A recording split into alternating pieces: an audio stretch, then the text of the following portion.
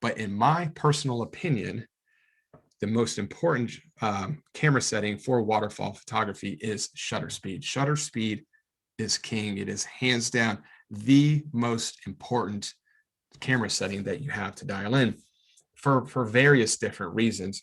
The first reason is that a slow shutter speed is going to tell a completely different story than a fast shutter speed is. You'll probably start to see a little bit of a trend throughout this entire presentation about kind of storytelling and how your photographs can tell a story, invoke emotion or feelings in the viewer, which I think is just the absolute grand slam. But if you look at this photograph, this is that same image that we looked at earlier in the presentation, but this of course is a slower shutter speed. And if you look at this image, it's got a very calm look. It's got a very quiet look, ethereal, and a very peaceful feeling. And those are the feelings that I get. Those are the emotions that I get when I look at images like this that have that slower shutter speed associated with it. Just a very peaceful feeling. And on the flip side of that, you have a fast shutter speed. This is a Yosemite Valley or Yosemite Falls in Yosemite.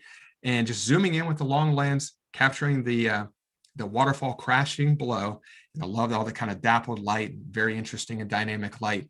But I wanted to use a fast shutter speed here. This was in April, and I think two Aprils ago, a lot of that glacier melt. The waterfalls were absolutely raging when I was there. Very, very powerful. And it was a great opportunity to show that power by using a fast shutter speed.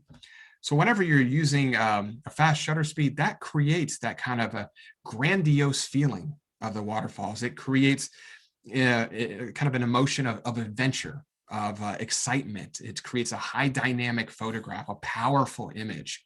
So it's a completely different feeling than the slow shutter speed. Here's just another couple examples. This is actually Bridal Veil Falls, same trip in Yosemite. Images just captured with a very fast shutter speed to freeze that water, to show the powerful nature of these images.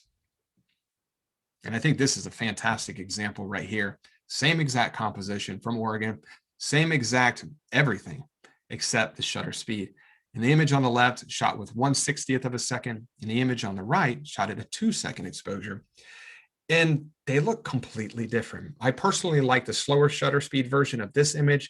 The one on the left just doesn't do it for me, but you can just see how totally different this image looks. And the only thing that changed is the camera settings, the shutter speed. So definitely think about that whenever you're dialing in your camera settings. And this is another fantastic example. The image on the left, 1/200th of a second, image on the right, 1/2 second exposure, in a completely different image. The image on the left definitely feels much more powerful, much more energetic. And the image on the right seems very peaceful, very quiet and simplistic image. So I think shutter speed is the king when it comes to dialing in camera settings, is the most important thing to go for. And my favorite shutter speed is actually kind of a blend. I call it a blended shutter speed because it's not always super fast, it's not super slow. It's kind of something in the middle. But my ultimate goal is to always create, or I should say, always show that the water is moving. I want to show a little bit of motion, but I also want to have a fast enough shutter speed to where it retains a lot of detail, because I want to see the detail in the moving water.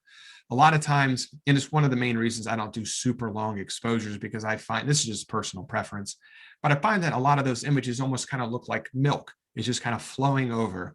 And a lot of people love those images. I personally like to see a little bit more detail in the overall water. So I kind of go for this blended shutter speed look. And here's another good example right here where you can definitely see that that water is moving, but you can also see that there's still a ton of detail. And if I shot this with, say, a 5 or a 10-second exposure, it would have lost all the detail in the water.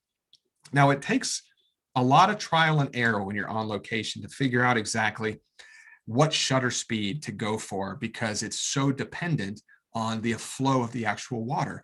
So if you're using a 1-second exposure when it's an absolutely raging river or raging waterfall, and you use that same 1-second exposure, if that same waterfall is just a little bit of a trickle, it's going to completely change the overall look. So it's very dependent on the amount of water that happens to be flowing. So what I would always recommend doing is, most of us, we're not shooting film, we're all shooting digital. So sky's the limit with how many images we can take.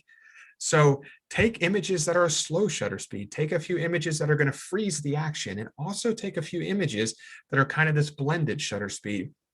That way, when you get back home, get back in post, you can figure out which ones you want to edit. You can figure out which ones look the best. And maybe you edit all three versions. You have a nice slow shutter speed, a fast shutter speed, creating that kind of powerful image.